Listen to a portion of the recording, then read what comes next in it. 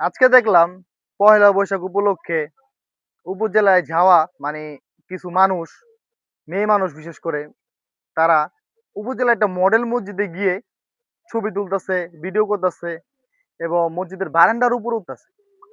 এই বিষয়টা আমি সহ আমাদের অনেকের কাছেই, বাংলাদেশের অনেকের কাছে এই জিনিসটা খুব খারাপ লাগছে। কেন খারাপ লাগছে? কারণ হচ্ছে মসজিদের মধ্যে গিয়ে তারা ছবি এবং হচ্ছে বিভিন্ন ধরনের ভিডিও করতেছে।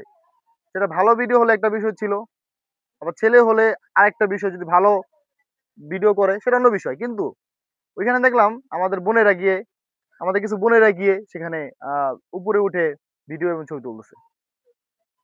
তো অনেকে কমেন্ট করছে যে এটা কিয়ামতের আলামত। কিয়ামত যখন সন্নিকটে থাকবে তখন মানুষ এরকম বেপরোয়া হয়ে যাবে, বিবেকহীন হয়ে যাবে।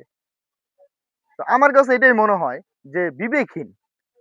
যদি কারো বিবেক থাকে, সুস্থ বিবেক ধারার মানুষরাই কখনো এই ধরনের কাজ করবে না। ছবিগুলো আপনারা দেখেন, দেখলে বুঝতে পারবেন। তো আল্লাহ আমাদের সবাইকে বিবেক দান করুক যাতে আমরা এই ধরনের কাজ না করি। মসজিদের মধ্যে একটা পবিত্র জায়গাকে যাতে আমরা অপবিত্র না করি এভাবে গিয়ে। আর আমাদের বন্ধুদের প্রতি একটা আকুতি থাকবে, মিউনিটি থাকবে যে আপনারা এই ধরনের কাজ করেন না। আপনারা ২-৪ জনের কারণে আমাদের সব বোনদেরকে আপনারা অপমান কইরেন না। যদিও সবাই খারাপ না। তো ভিডিওটা ভালো লাগলে সবাই শেয়ার করে দিবেন। ধন্যবাদ সবাইকে। আসসালামু আলাইকুম।